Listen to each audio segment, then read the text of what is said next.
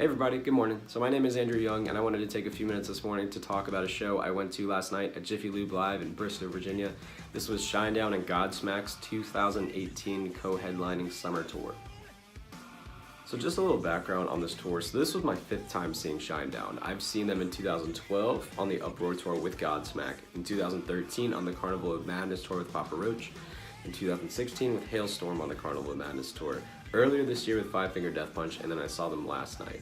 They're consistently one of my favorite live bands ever, and they always put on great shows that are really captivating and want me to keep seeing more of them. And this was actually my 2nd time seeing Godsmack. I saw Godsmack with Shinedown the first time I ever saw both bands in 2012 on the Uproar tour. And it was interesting this time because the roles were kind of reversed. At that show, Godsmack was the first band that played that night of a co-headlining nature, and Shinedown finished off the night, and last night was actually the opposite, where Shinedown started first and then Godsmack closed the show. And this was different, but it was a fresh experience and a new take on it. So I was particularly interested in this tour this summer because both bands put out new records this year. Shinedown putting out their Attention Attention record, which for me was an album that I thought was really kind of hit or miss. There were some songs that I didn't necessarily think were going to be long mainstays in Shinedown's catalog. There were some that just kind of went in one ear, out the other, but ended up with a few amazing songs in Black Soul, in Get Up, in Devil, in Brilliant, and that record to me really kind of showed me a good representation of what Shinedown's career has always been for me. Very hit or miss with regard to tracks. Most of them, I'd say 75% of them, have always been amazing and have blown me away every time I've heard them off the records, but 25% of them have just kind of, gone out the window, been kind of filler for me. So that record was kind of the same way. That record was pretty much a B for me, if there ever is such a thing as a B record. And Godsmack, on the other hand, put out a record called When Legends Rise, which I'll be honest, I didn't really like at all. I listened to it a few times before going to this concert, and really I was disappointed with the direction they went with that project. I remember seeing some interviews before that record came out with lead singer Sully Erna talking about how they wanted to mature their sound and go in a different direction away from the kind of melodic heavy metal that they've done in previous years, and I was interested to see how that would go. And I have a lot of respect for bands that try to evolve their sound and try something different, especially at this point in their career, but I just didn't think this album particularly landed for me. There were maybe 2 songs, like the title track that I came back to and the song Eye of the Storm that I came back to, which kind of reminded me of some Sci-Fi Crimes era Chevelle, or maybe some Dark Horse era Nickelback. That record really just didn't do anything for me. I felt it was a very generic rock record that, while innovating the band's sound in a way, just kind of pushed them more toward the mainstream and put out some more cookie-cutter music that ultimately kind of just threw them in with the rest of the bands that aren't really doing anything too special on rock radio nowadays. So while I did have mixed feelings about each band's respective records this year, I was very excited for this tour. I was very excited to see how these bands would come together and kind of balance things, especially coming off the heels of the last time I saw Shinedown, where they did a co-headlining run with Five Finger Death Punch. That was probably the first time I had seen Shinedown where I felt like I didn't get enough of them and I wanted more, which I don't know was kind of deliberate on the band's part, but one thing that kind of annoyed me about that show is that I felt that the co-headline nature of the tour kind of took away from each band. I didn't get as much Five Finger as I wanted, and I didn't get as much Shinedown as I wanted, and I was hoping last night would be different in the sense that I got just enough from each band to kind of pull me in. And while I will say I enjoyed this show a lot, especially Shinedown's set, I was left kind of feeling the same way. I was left wanting more from Shinedown especially, but also from Godsmack. The thing with co-headline tours, which is kind of tough, is that you get more of each band in the sense that you get 2 bands on a stacked lineup, but you get less of each band then. You get less of the deep cuts. You get more of the hits. For example, each band had an hour and 15 minutes, and really, while that is a lot of time, there's a huge difference between an hour and 15-minute set and an hour and 45 or hour and 30-minute set where you can get into the deep cuts and go deeper into each band's catalog. Shinedown was as polished and theatrical as ever. They are consistently one of my favorite bands to see live because they do an amazing job of doing their songs justice, their hits justice, breaking out some deep cuts every now and then, and getting the crowd involved. One thing I love is that even if you haven't really listened to Shinedown before, you're not really a huge Shinedown fan, you can still be impressed by their show. For example, when I went and saw them the first time, 6 years ago with Godsmack, I was kind of like a semi-fan. I didn't really care that much, but after that show, I was hooked. And I've been going back to see them ever since. And that's one thing I love about Shinedown, is that when you see them, it doesn't matter how much of them you get, you want more. Especially when the set is, shorter, 12 songs. So last night was no exception. They were a great band, and I was so happy I saw them, because they're one of those bands that, yeah, it might be a short set, it might be not as many songs as you'd want from them, but it's still a Shinedown concert. I thought Zach Myers and Brent Smith were really at the top of their game. Eric Bass and Barry Kirk were doing what they always do, filling in the rhythm section really well. It was very theatrical, very larger than life, and that's one thing I've always loved about Shinedown's performances, their concerts, their music, is that they go for not just a music feeling, but they try to go for an atmosphere. And I think that's very ambitious and respectable for that band. A criticism I had for Shinedown last time I saw them with Five Finger Death Punch is that I felt that they spent too much time with crowd interaction with the short set. So last time I saw them, they played 13 or 12 songs, and they probably spent at least 10 minutes on crowd interaction during that show.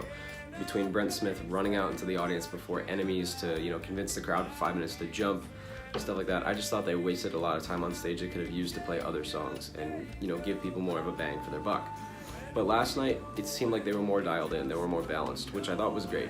One thing about Shinedown is that they've always been a band that has kind of prided themselves on their stage presence, and that's one thing I love, because so many bands are just so vanilla on their stage presence.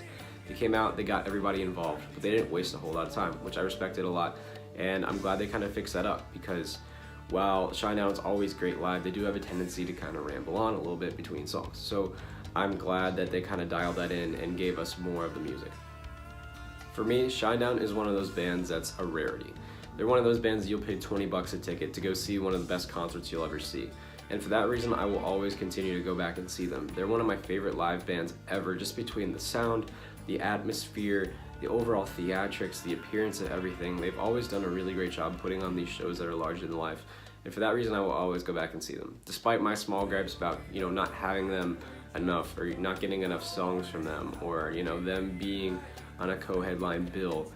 At the end of the day, those are small things. I will always still go back and see this band. I'm a huge fan, and I will be until I die.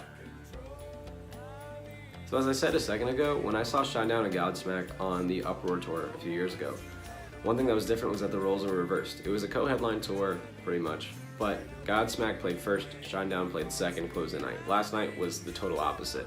So a band called Red Sun Rising played at 7 o'clock, and I don't really want to review them because I didn't get a chance to see them, so don't really feel qualified to talk about them. Shinedown went on at 8, Godsmack went on at 9:45. And one thing I will say about Godsmack's performance is, firstly, this is my disclaimer, I'm not a huge fan of Godsmack. I'm a big fan of Shinedown, but I do enjoy their live performances, and I have enjoyed their material from time to time. Some of their songs from their earlier catalog, like Voodoo and Straight Outta Line, I've always enjoyed. And songs like Serenity, for example, it really showcased how creative that band can be, when they get into their element. And so Godsmack is kind of a hit or miss band for me as well. However, they do put on a good, energetic live performance, and for me, I felt that they were the kind of yin to Shinedown's yang last night. Shinedown was much more theatrical, much in a bigger environment, kind of creating this huge atmosphere, and Godsmack just kind of came out guns blazing on, alt metal riffing, which I thought was great. And one thing I loved about this tour, like I said, while you did get less of each band, this was one of the few co-headline tours where I felt like there was a balance between both bands. It wasn't like it's a co-headline tour, but one is really the headliner and the other isn't. And I love that about this show. It's not like I walked away going, all right, yeah, Shinedown opened up for Godsmack.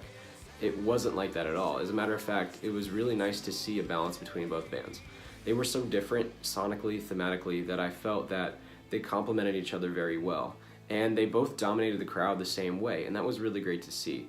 For example, when I saw Shinedown in May, in the past few months ago, Shinedown and Five Finger Death Punch were both really good acts. And it was tough though, because it was a co-headline tour, but pretty much everybody was there to see Five Finger Death Punch. And that made that experience a little bit more disappointing, because I just felt like Shinedown was opening up for Five Finger Death Punch, where in my opinion, they blew Five Finger Death Punch out of the building. One thing I loved about this show, like I said, is that there was a balance and both bands contributed to this atmosphere. It was very cohesive because of this yin and yang idea. Godsmack did have an entertaining show. They came out blazing with their first title track from When Legends Rise, their new project that, like I said, it wasn't a huge fan of, but all the songs from that record translated well live. For example, that song, Bulletproof, which is the lead single from that record, those songs together, they just kind of, while on the record they don't really do anything for me, they were very effective in a live setting. So it was nice to see those. One thing I liked is that, like I said, they kind of just came out guns blazing with energy, and it was nice because it complemented Shinedown's theatrics very well. Godsmack, like I said, while I'm not a huge fan of them, I can absolutely respect the fact that they put on a captivating live performance. And one thing I'll say about this tour in general is that because of this balance, I feel like one thing constructively it could do maybe in the future if these two bands continue to tour together, which I've heard they have in the fall, is that they should switch who closes out every night. They should have maybe Godsmack close out one night and Shinedown close out the next, because they're really interchangeable. The way they both dominated the crowd, the way they both kind of commanded everybody's attention, I really feel like if they switch the headliners maybe every other night, I feel like that would be, you know, a nice fresh thing to kind of keep the audience on their toes. And I feel like with such a balance between both bands, that would be, you know, a nice thing to do. I definitely felt that Godsmack's set was more focused on their new record, When Legends Rise. They played actually a lot of tracks off of that record. I think they played 3 or 4 songs out of a 12-song set from that record. And generally, like I said, while I was disappointed in that record, I felt those songs were well received by everybody. Everybody seemed to know them. A lot of the tracks were from their newer material. So for example, that record, When Legends Rise, there were some from The Oracle. It's about halfway through their catalog, and 1,000 Horsepower, which was also a record I wasn't really a huge fan of. But it was nice to see Godsmack just kind of channel this brute energy from the audience, bring something different than Shinedown brought, and ultimately have it come together to create something cohesive. So generally speaking, I enjoyed their set. While I'm not a huge fan of them, I can't really get super in-depth with Godsmack because I just don't really know their catalog like that, but every time I've seen them, I've enjoyed them. And they're one of those bands, like for me, that I wouldn't necessarily go out of my way to see. Like if Godsmack was coming like to Jiffy Lube in Bristow, like by themselves, I probably wouldn't go see them, but if they're one of those bands that just happen to be on the bill with another band I want to see, they're a fine band to go watch, especially, you know, objectively with the music. They're a fine band to watch. I just personally wouldn't go see them or go out of my way to go see them. So generally speaking, would I recommend this tour? Yes, absolutely. If you're a fan of either band, you're kind of a casual fan of both especially, definitely go check this tour out. I'd say if you're a big stan of either band, like if you're a huge Shinedown fan that, you know, refuses to, you know, acknowledge Godsmack on this tour, or, you know, you're really kind of a stickler on the 12 songs, there's not enough from each band, you might want to skip it because, like I said, while you have a loaded bill, you get a little bit less from each. That said, if you're a rock fan, especially from this era of the 2000s, definitely go check this tour out. I enjoyed it. I had a really good time with it. It was nice to go see Shinedown, one of my favorite bands ever. It was nice to see Godsmack again, though I probably wouldn't see Godsmack again. So anyways, I enjoyed myself. I'm really excited because this coming Friday, I'm going back to Jiffy Lube to go see Breaking Benjamin and Five Finger Death Punch, which is going to be like my last show of the summer. So I'm really excited. Thank you guys so much for watching, and I will talk to you guys later. See ya.